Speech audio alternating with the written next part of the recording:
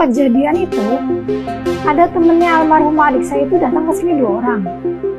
Yang satu gemuk, yang satu kurus. Cuman kalau yang gemuk itu suka sampai depan pintu. Berdua. Terus tiba-tiba dia sini gitu. Datang, nggak tahu sama siapa. Sendiri? Iya. Kok tahu alamat rumahnya Nggak Mbak tahu, Yudi? nggak tahu. Heran Nah, Pak. ini menarik nih. Nggak tahu. Sepertinya orang yang kesurupan tambah jauh nih larinya. Ya, orang yang kesurupan ya, itu yang sebut ini tambah jauh aja nih kayaknya perginya ya. Setelah dengan cerdas dan cermat. Selamat sore. Jadi dapat disimpulkan bahwa penjelasan dari kakak Vina yang katanya Vina dijemput oleh 2 orang wanita, satu bernama Mega dan satu Widya, satu gendut dan satu kurus.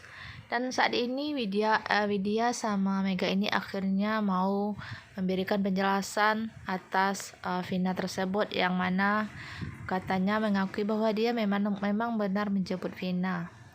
Dan kemudian seminggu sebelum kejadian, Vina itu sudah datang ke rumahnya dalam keadaan dia menangis, katanya Eki punya perempuan lain.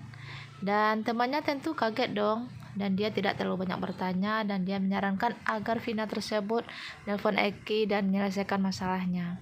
Yang anehnya, apakah selingkuhan Eki tersebut adalah Linda atau ada yang lain? Tetapi Mega dan Widya ini dia tidak tahu siapa selingkuhan dari Eki tersebut. Dan juga Vina ini orangnya katanya agak tertutup, dan juga dia tidak terlalu dekat dengan Vina tersebut.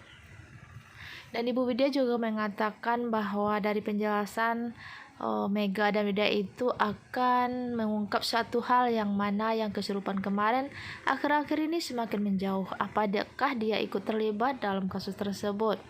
Dia seolah menghilang, tidak tentu arah, dan Ibu Widya yakin sekali kalau yang kesurupan itu juga ikut terlibat dalam kasus meninggalnya Vina Cirebon. Sekian informasi dari saya ucapkan terima kasih banyak kepada teman-teman yang selalu menonton video saya. Semoga dimurahkan rezekinya dan sehat selalu. Sekian, terima kasih.